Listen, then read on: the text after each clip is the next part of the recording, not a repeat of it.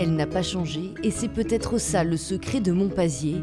739 ans après sa création, la Bastide est presque comme au premier jour. Des carrés roux à sa halle de marché en bois encore debout, un charme du passé qui séduit toujours les visiteurs. On adore cette architecture. C'est si authentique. Nous aimons vraiment cette partie de la France. Les maisons anciennes, je trouve que c'est très très beau. C'est calme, c'est reposant et puis on découvre de très jolis endroits et de jolies choses également. Ici, les vieilles pierres se mêlent à un patrimoine bien vivant, l'artisanat d'art. Ils sont une vingtaine installés dans les rues de Monpazier, labellisées ville et métiers d'art depuis 2019. Stéphane, lui, travaille le bois et la céramique depuis 20 ans. Les gens ont la surprise de rentrer dans nos boutiques et c'est vrai que c'est la surprise du coup de cœur. Parce que derrière des objets, il y a des humains, il y a un village, il y a une vie.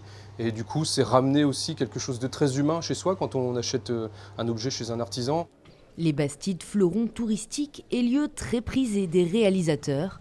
Le village de 400 habitants a déjà joué les décors d'une douzaine de films. On a eu encore un tournage là en mars avec notamment par exemple comme acteur principal Danny Boone ou Jérôme Commander. Et on a eu notamment donc il y a 2 ans le dernier duel de Ridley Scott avec Adam Driver et Matt Damon qui a permis en fait que du monde puisse venir ici pour voir les décors. En 2022, plusieurs milliers de touristes ont franchi les remparts de celle que l'on nomme, malgré son passé belliqueux, le Mont de la Paix.